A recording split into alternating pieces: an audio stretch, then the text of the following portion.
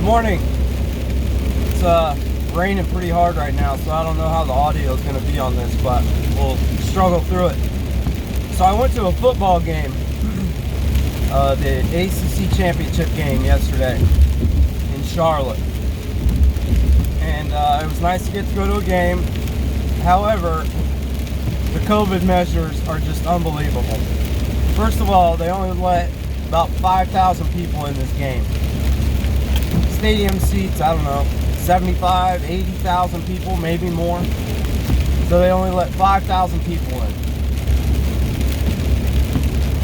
How these sports leagues and big-time business owners, these billionaires, these corporations are putting up with these COVID restrictions and the amount of money it's costing them is beyond me, but who knows? They probably get some government grant,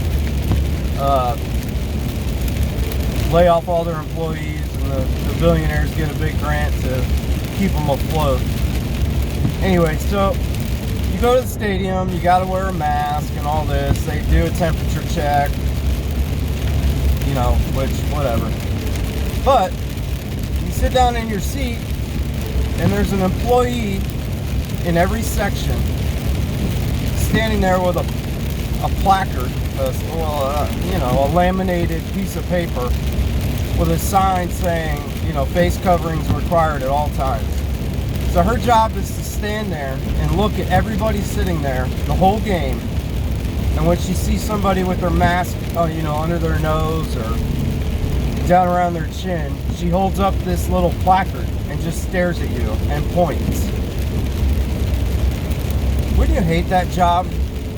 Like, your job is to be the total jerk. So,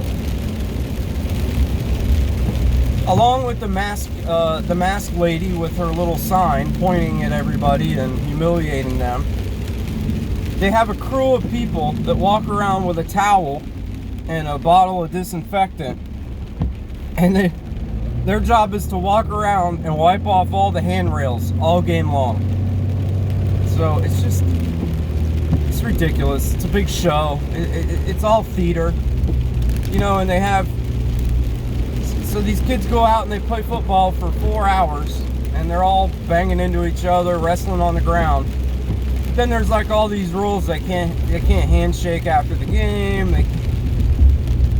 And they're even doing this in like youth sports where, whether it's like a wrestling tournament or a soccer match.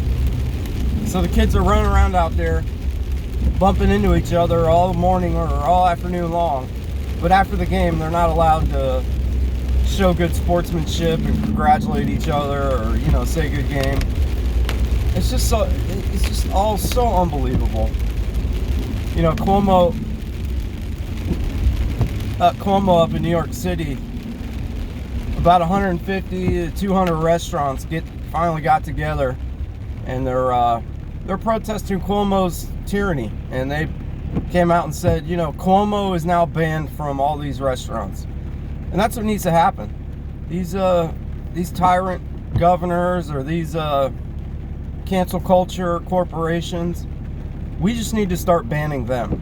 Ban Gavin Newsom from all the restaurants in California. Ban Mark Zuckerberg from everything. Just ban him from everything. Oh, you want Uber Eats? Yeah, you're not allowed. You're on the blacklist. That's what needs to happen. But if they kill the private sector, if they kill small business, that's not going to happen. There's going to be no more small businesses to ban these guys.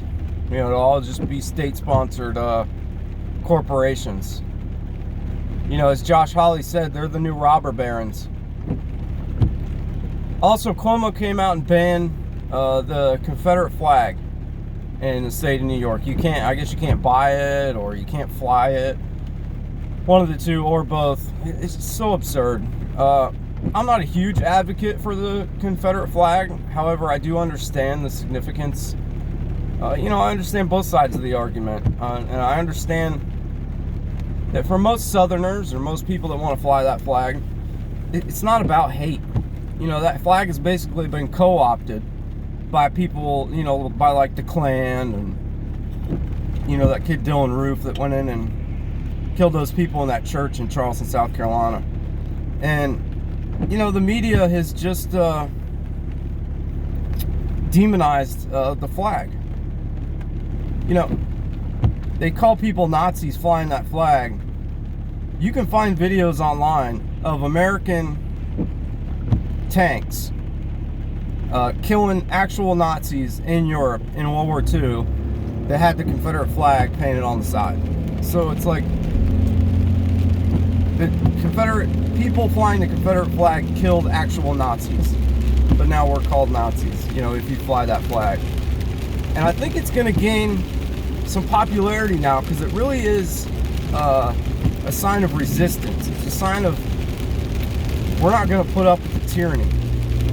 You know, I know we have the Gadsden flag, the Don't Tread on Me flag, but the Confederate flag is really a sign of resisting tyranny, and that's what the South did in the Civil War. I've been over it before, but the Civil War had very little to do with slavery. That's revisionist history. And I'm trying to find my words here, but so revisionist history will tell you that the whole war was fought for slavery, to free the slaves. The North were the good guys, Lincoln was the good guy. It had very little to do with slavery. Slavery was on its way out. Slavery of blacks in America was on its way out, war or not. You know, and I implore you to look into the Civil War. You know, after the 13th Amendment was ratified, which freed black slaves, they just used Chinese slaves. We had Chinese slaves, we had all kinds of different slaves. You know, it was just a different form of slavery after that. You know, they paid like railroad employees. Instead of calling them slaves, they were employees that got paid in scrip, where they would get their $50 a week in their payment for their work in what was called script, but you could only use it at the stores that were run by the railroad companies. So it's slavery in another form. You know, and that 13th Amendment wasn't ratified until after Lincoln died. It was voted on the first time while Lincoln was alive, and 5 of the northern states voted to not free the slaves, to not amend the Constitution to make slavery illegal. So this whole northern states were so superior, and they were so caring, and they don't want slaves. It's nonsense. 5 of the northern states voted to keep slaves, and it only after a second go-around on voting on it, when some of the southern states voted to amend the Constitution to get rid of slavery, did the 13th Amendment get ratified. So it's really revisionist history, and that the Confederate flag has been demonized, but it got stolen, basically. And I understand the South wanting to continue to fly it, and I don't fly one myself. I am from the South, but I'm from Florida originally, so we're kind of the north of the South. Where I was from, it's kind of the 6th borough of New York. So the Confederate flag is not a symbol of hate. It's been co-opted by some extremists from time to time, and it's been demonized in the media. You know, much like a lot of other things. So it's not a symbol of hate, and I think you're going to see a rebirth of the Confederate flag now with all these tyrant politicians, and I think some of these states really are going to look at secession, and that's really how the Civil War all started. Was the South wanted to secede based on the fact that they were getting taxed at 3 or 4 times the rate of the northern states. But you know, the Union could not allow the southern states to secede based on A, the amount of taxes they collected from the South, and B, the agriculture of the South. That's really what the war was fought over. You know, that shot on Fort Sumter, where the South fired on the Union ship, it was because that Union ship was trying to collect exorbitant taxes from them that were totally illegal. They weren't going to let them through, and they were trying to collect, 80% tax from them or something. And the South finally said no. And then we fought absolutely terrible war. And that Lincoln really, after the war, he really tied corporations to the government, and that really set us on a course for where we find ourselves now, where these huge corporations are so closely tied to the government. There's no separation between business and state. Much like China, although ours is not as bad, we really have state-sponsored capitalism. You're only going to get so far unless you bow down to the federal government. You know, and those are the seeds that sow a revolution. You know, and John Roberts proved it by yelling and screaming that they weren't going to look at Texas's case because the left was rioting in the streets, or they would riot in the streets. What does that tell you?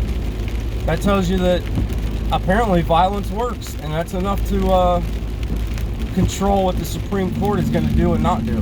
It's unfortunate that the courts have been so politicized that that's the case, but boy, I'll tell you what, if John Roberts is yelling and screaming and they're not going to act and do what's right based on violence, that sends a clear message to everyone about what works, unfortunately.